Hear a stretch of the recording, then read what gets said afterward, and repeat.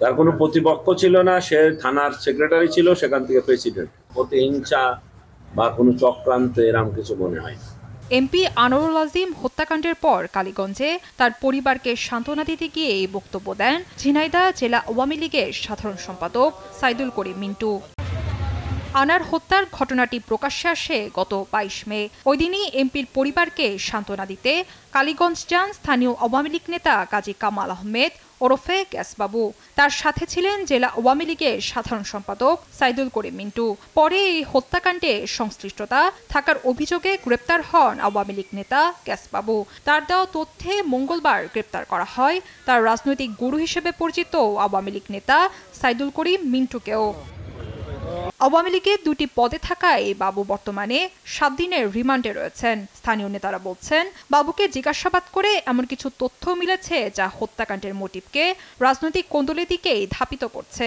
যেহেতু তিনি জেলা আওয়ামী লীগের ত্রাণ বিষয়ক সম্পাদক, তিনি রাজনীতি করেন, তো এটা রাজনৈতিকভাবে আমি বিশ্বাস করি যে রাজনৈতিক দিকেই কিন্তু এটা মোড় নিচ্ছে আস্তে আস্তে। আওয়ামী লীগেরই একটি মহল এমপি আনারের জনপ্রিয়তায় ঈর্ষান্বিত হয়ে হত্যাকাণ্ড ঘটিয়ে থাকতে পারে বলেও মনে করেন এই জনপ্রতিনিধি।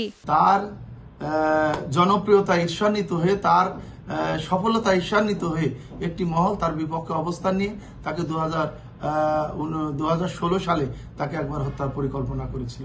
তো সেই বিষয়টাও কালীগঞ্জবাসী অবগত আছে। গোয়েন্দা সূত্রগুলো বলছে, হত্যার মোটিভ স্বর্ণ চোরাচালান দ্বন্দ্বের দিকে নিতে নানাভাবে চেষ্টা করছে খুনিরা। কিন্তু গ্যাসবাবুকে গ্রেপ্তার এবং রিমান্ডে জিজ্ঞাসাবাদে বেরিয়ে আসছে চাঞ্চল্যকর তথ্য। এমপি মনোনয়নকে ঘিরে দ্বন্দ্বের জেরে এই হত্যাকাণ্ড এমন ধারণাও করছেন তারা। স্থানীয় নেতারা বলছেন, আওয়ামী লীগের নেতা হয়ে আওয়ামী লীগের এমপিকে হত্যার এমন জঘন্য কাজ কেউ করতে পারে এটা তাদের ধারণাও ছিল না। আওয়ামী লীগ হয়ে আওয়ামী লীগের এমপিকে যে নির্মম হত্যা করবে, এটা তো আসলে আমাদের সেন্সে আসার কথা। আমরা আশা করছি এর সাথে যেই থাকুক তার মুখোশ উন্মোচন হবে এবং তাকে এই আইনের আওতায় এনে সর্বোচ্চ শাস্তির আমরা দাবি জানাচ্ছি।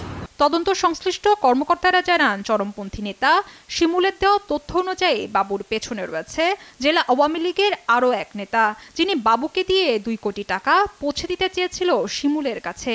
সবশেষ সাইদুল করিম মিন্টু গ্রেপ্তারের পর প্রশ্ন উঠেছে, তিনি কি আওয়ামী লীগের সেই নেতা? সবকিছু বেরিয়ে আসবে তদন্তে, বলছেন স্থানীয় নেতারা। নিউজ ডেস্ক, দেশ টিভি।